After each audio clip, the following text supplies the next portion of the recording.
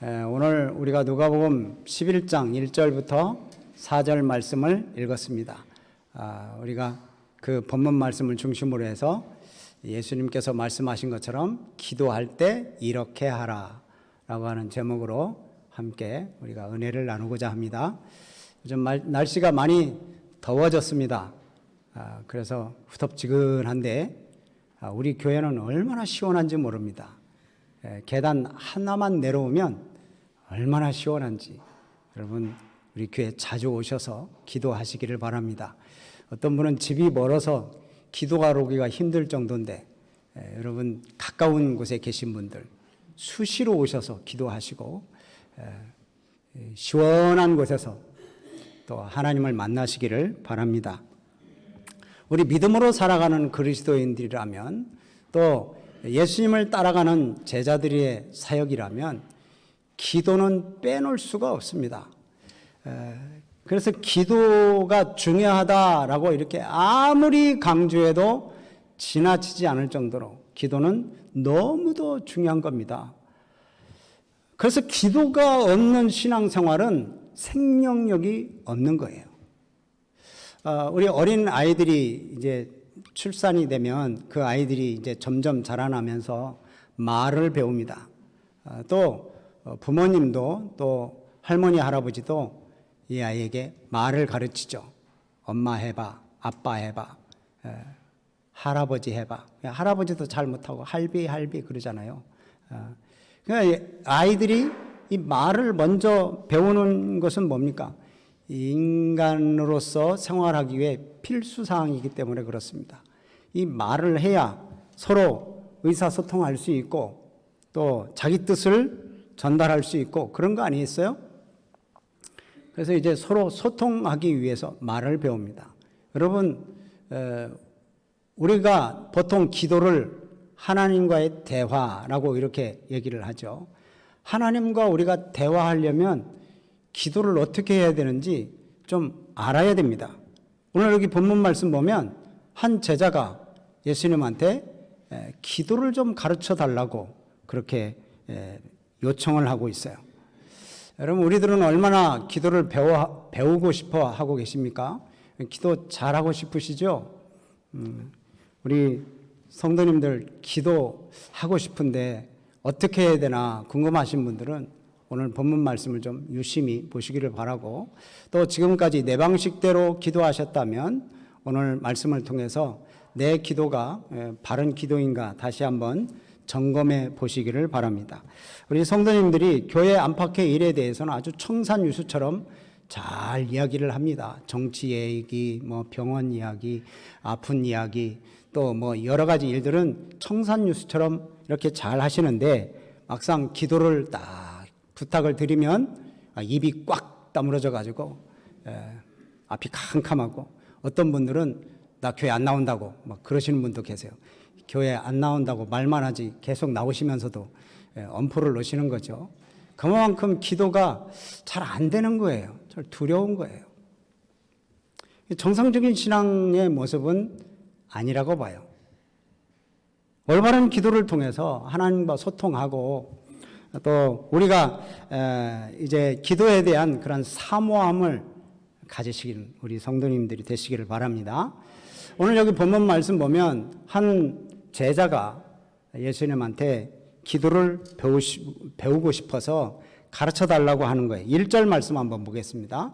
시작. 예수께서 한 곳에서 기도하시고 마치심에 제자 중 하나가 여짜오되 주여 요한이 자기 제자들에게 기도를 가르친 것과 같이 우리에게도 가르쳐 주옵소서. 당시의 랍비들 다시 말하면 선생님들은 자기 제자들에게 기도의 형식을 많이 가르쳐 줬습니다. 이 세례 요한도 자기 제자들에게 이 기도문을 가르쳐 주는 거예요. 예수님의 제자들은 기도를 안 가르쳐 줘요, 예수님이. 그래서 이 제자 중 한 사람이 예수님한테 요한도 제자들에게 기도를 가르쳐 주는데 우리에게도 기도를 가르쳐 주세요. 기도에 대해서 이렇게 가르쳐 달라고 합니다. 기도를 배우고 싶은 거예요. 그런데 여러분 생각해 보세요. 유대인들이 기도를 안 하는 사람들이 아니잖아요. 유대인들은 하나님 앞에 늘 예배하고 하나님 앞에 기도하는 그런 사람들입니다. 그런데 왜 예수님한테 이렇게 기도를 가르쳐 달라고 그럴까요?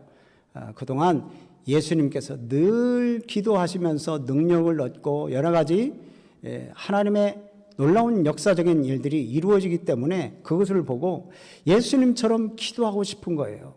그 예수님, 우리가 어떻게 기도해야 됩니까? 바른 기도를 일러주세요 하는 거죠. 그래서 예수님이 그런 기도의 모범을 보여주신 것을 보고 이제 기도하고 싶은 거예요. 그 예수님은 늘 기도하셨어요. 세례를 받으시고 성령이 임하실 때, 그때도 누가복음 3장 21절 말씀 보면 기도하실 때 하늘이 열렸다. 기도하심으로 하늘이 열리는 놀라운 일이 일어납니다.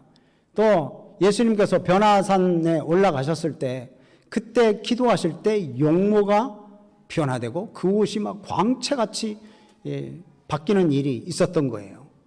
또 예수님은 늘 평소에도 그렇게 기도하셨어요. 평소에도. 예수님은 한적한 곳에 가셔서 또 늘 따로 떨어져서 이렇게 기도하실 때가 많았습니다. 예수님은 십자가를 지시기 전에도 기도를 하셨어요. 또 십자가를 지신 그 십자가 위에서도 예수님은 기도하셨어요. 하나님의 아들로서 이렇게 늘 기도하시면서 살아가셨어요. 그래서 이렇게 기도하면서 하늘이 열리고 놀라운 역사들이 일어나고 그런 모습들을 제자들이 보고 우리도 예수님처럼 좀 기도하고 싶은데 어떻게 기도하면 됩니까? 좀 가르쳐 주세요 라고 이렇게 요청한 겁니다. 오늘 이 기도의 내용은 1절부터 4절 말씀 이렇게 읽어보면 어디서 많이 본 듯한 기도의 내용이죠. 마태복음에도 나오는 우리 주님이 가르쳐 주신 기도, 우리가 늘 주기도문을 외우는 것처럼 하늘에 계신 우리 아버지여 이름이 거룩히 여김을 받으시오며, 우리 그 기도 제목 있잖아요. 주기도문. 그게 이제 누가복음과 약간의 차이가 있어요. 마태복음과 누가복음. 오늘은 누가복음을 봅니다. 그런데 기도의 내용이 같으냐 다르냐 이거 따지는 게 중요한 게 아니고 이 기도의 내용이 주제가 뭐냐 하는 것이 더 중요한 겁니다.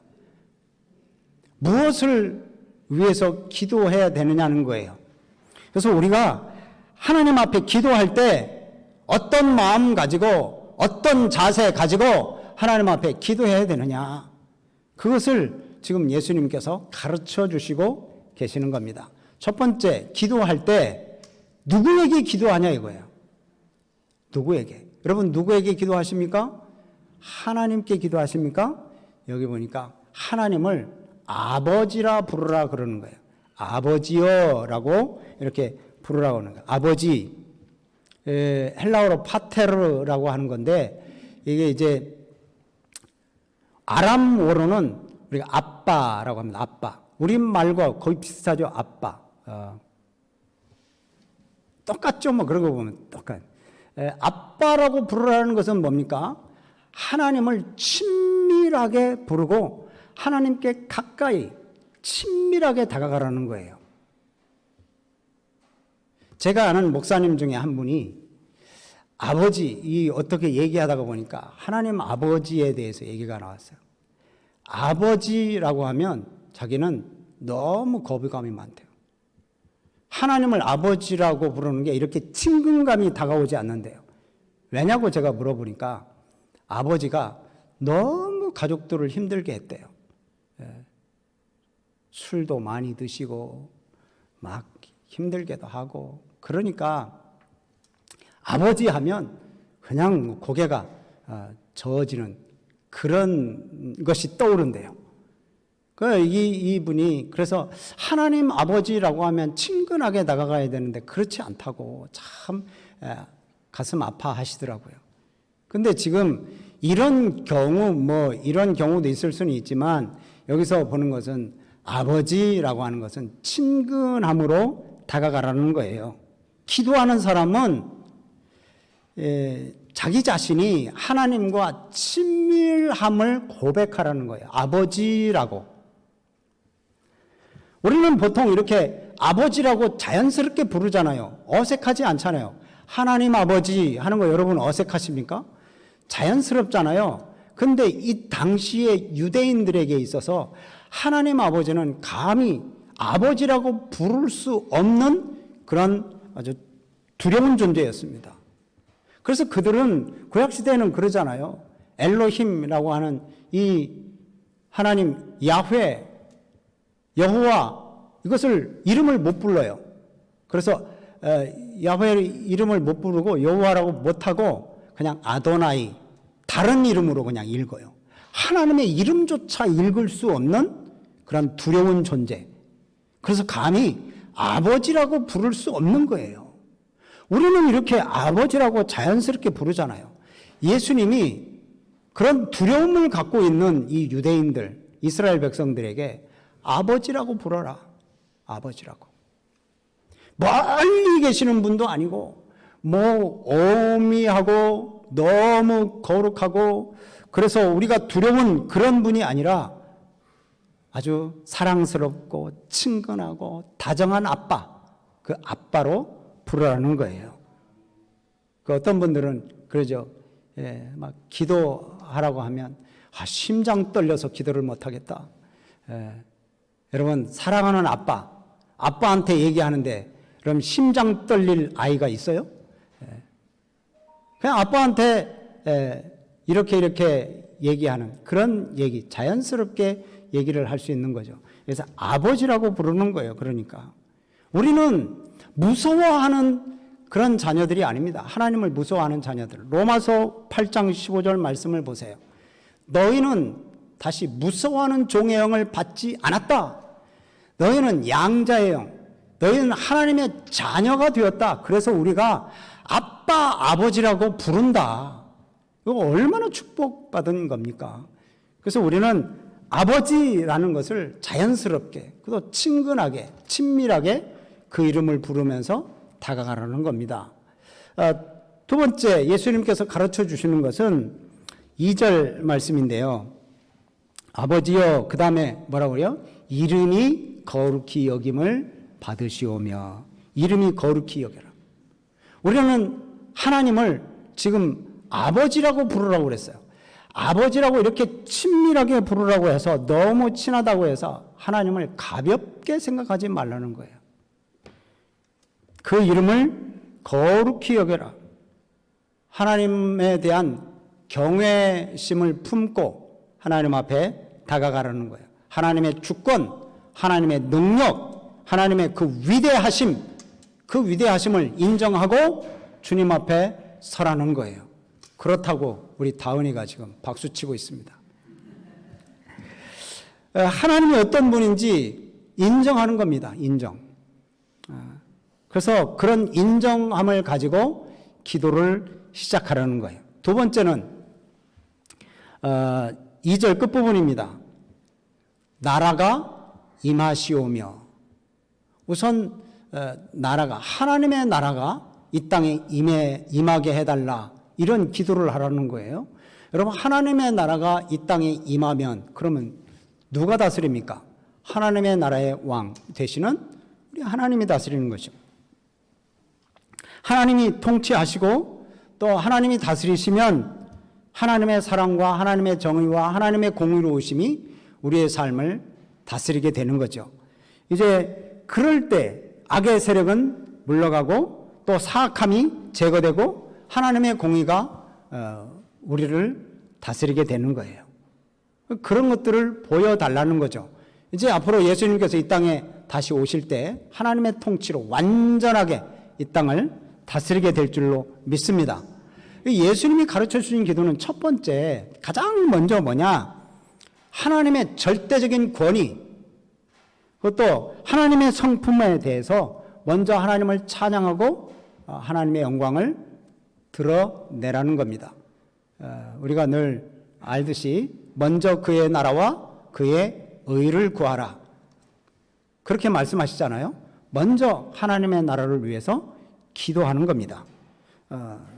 그러면서 이제 그 이후에 우리에게 간구할 것들, 우리가 간구할 것들 세 가지를 간구하라고 그렇게 가르쳐 주십니다. 첫 번째 간구할 것이 뭐냐? 여기 보면 3절 말씀을 보세요. 시작. 우리에게 날마다 일용할 양식을 주시옵고. 여기서 일용할 양식이라는 건 뭡니까? 매일 필요한 양식, 그걸 달라는 거예요. 일용할 양식. 여러분, 왜 예수님께서 이런 기도를 가르치실까요? 왜 매일 필요한 양식만 구하라고 이렇게 말씀하시겠어요?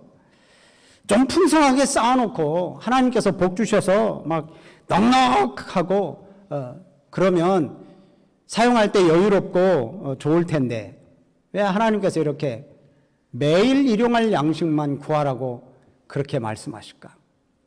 하나님이 너무 인색하셔서 그러실까요? 하나님께서 우리 성도들이, 많은 성도들이 간구하는 거 다 못 들어줘서 그걸 다 못 들어주니까 조금씩만 구하라고 이렇게 하나님의 능력이 안 돼서 그러시는 걸까요? 그렇지 않잖아요. 우리가 하나님이 어떤 분이신지를 알잖아요. 하나님은 사랑이 무한하신 분, 능력이 한이 없으신 분, 그런 분이십니다. 그래서 우리가 하나님 앞에 무엇을 구하든지 그것에 대해서 얼마든지 주실 수 있고 그 이상으로 우리에게 주실 수 있는 분, 바로 전능하신 하나님이 바로 우리 하나님 아버지시잖아요. 그럼에도 불구하고 그렇게 능력이 있으신 하나님께서 왜 우리에게 필요한 만큼만 구하라고 말씀하시냐면 그 이유는 우리가 많은 것을 가지고 있으면 교만해져서 하나님을 떠날까 염려하기 때문에 그런 것입니다. 여러분, 우리는 어떻습니까? 평생 먹고 살 것 우리는 가지고 있습니다. 그리고 또 자손 대대로 물려줄 그런 돈을 달라고 하나님 앞에 막 간구를 하죠. 그래서 그렇게 주시지 않으면 하나님께서 내 기도 들어주시지 않는다고 불평 원망하는 게 지금 현재 우리들입니다.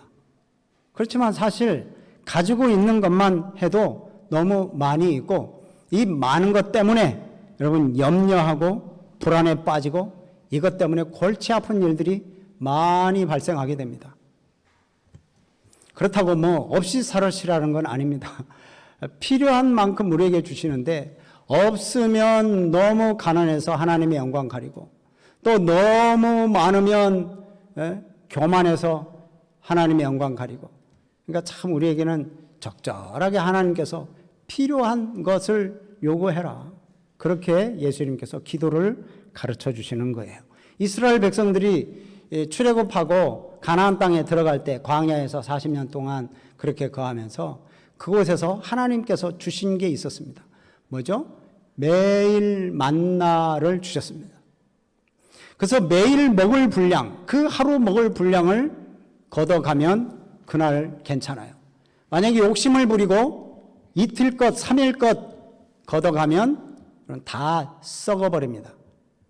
그걸 매일 아침 밖으로 나가서 하나님이 주시는 만나를 이렇게 걷어다가 그것으로 광야 생활을 했어요.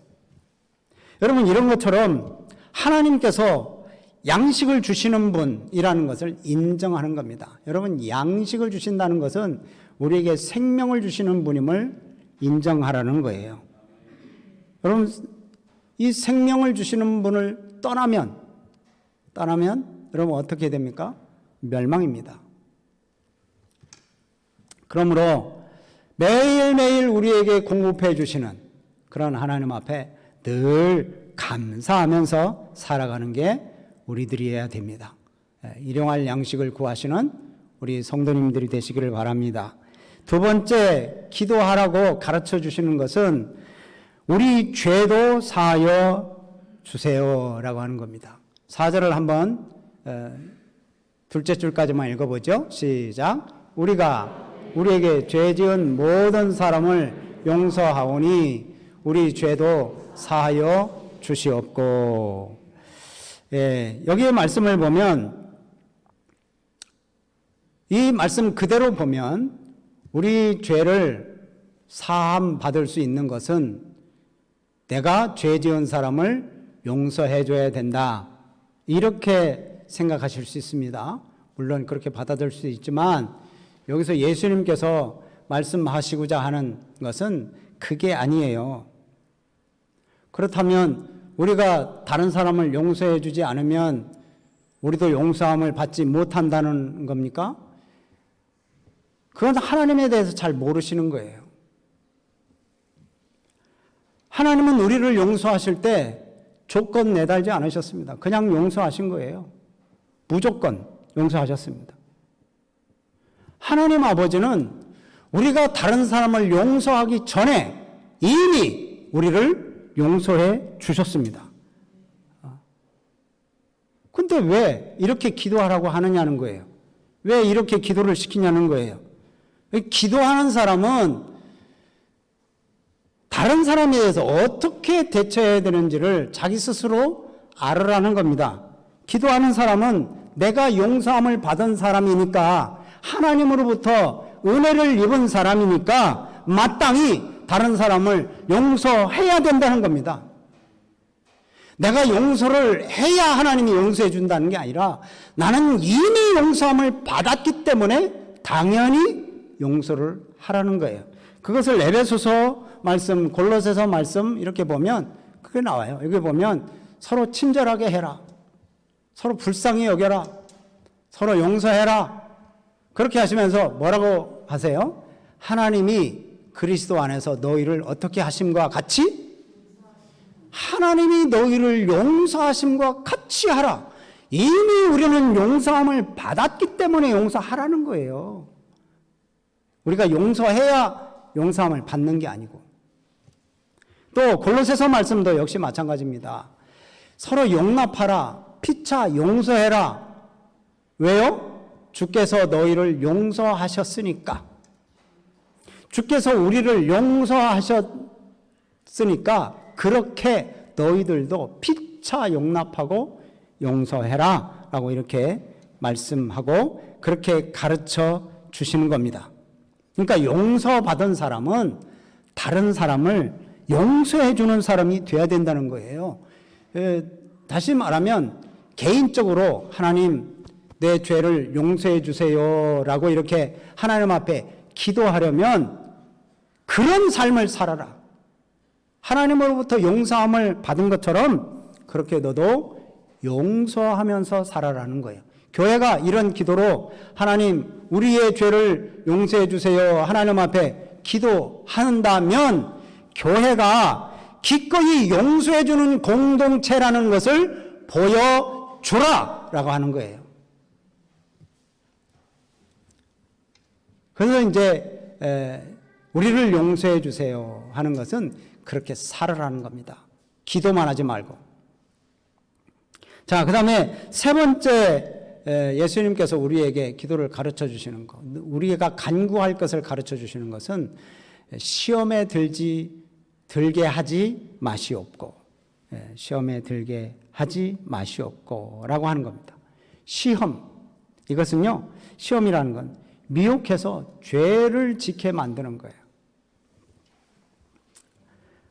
죄를 짓지 않게 해줄 것을 하나님 앞에 요청하는 거죠.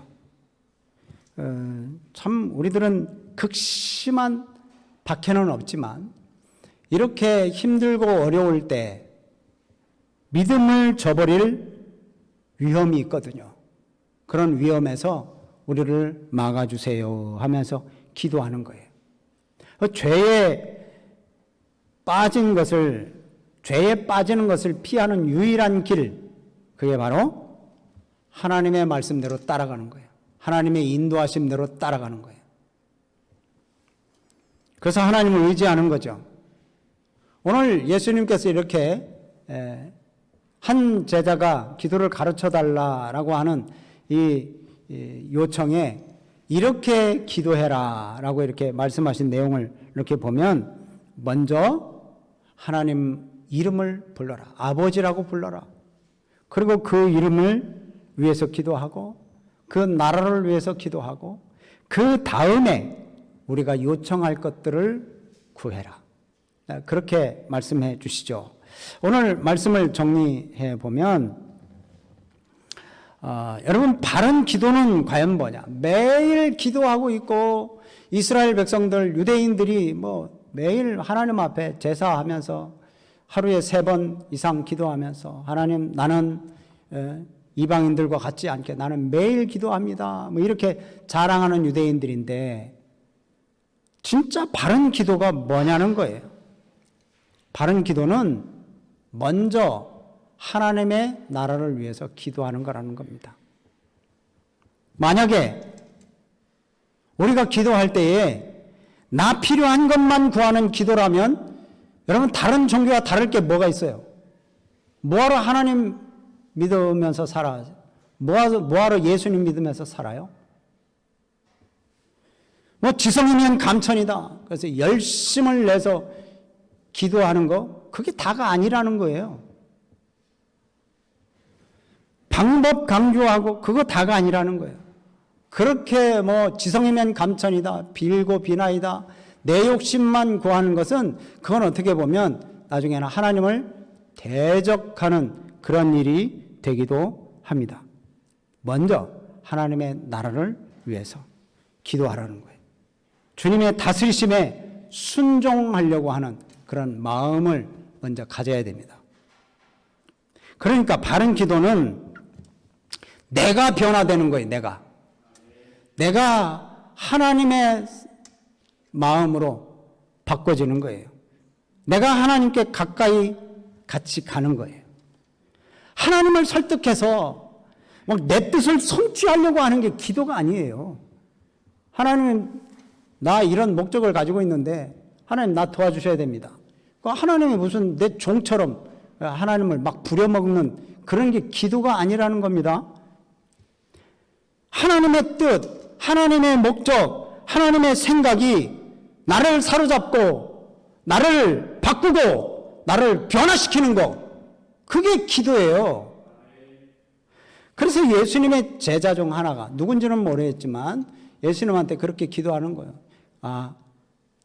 자기도 이렇게 예수님의 말씀을 듣고 어떻게 변화됐는지 그 삶의 이야기, 그 이후의 이야기는 없지만 여러분, 이 바른 기도는 철저하게 내 중심이 아니라는 거예요. 나 중심이 아니다. 하나님 중심으로 기도하라는 거예요. 아버지의 목적이 내 목적이 되고 아버지의 뜻이 내 뜻이 되고, 그래서 예수님도 그러잖아요. 이 잔을 내게서, 이 고난의 잔, 이 십자가의 잔을 내게서 멀리 해 주시옵소서, 거둬 주시옵소서. 그러나 내 뜻대로 마시고 누구의 뜻대로? 아버지의 원대로 되기를 원합니다. 이게 기도라는 거예요. 우리가 내 욕심만 구하는 게 기도가 아닙니다. 하나님이 뭘 나를 통해서 요구를 하시는지, 내가 어떻게 삶을 살아가야 되는지, 이게 진짜 바른 기도라고 예수님께서 가르쳐주고 계십니다. 오늘 이 말씀을 잘 여러분 기억하시고 또 하나님의 뜻에 맞추어서 살아가는 우리 성도님들이 되시기를 주의 이름으로 축복합니다.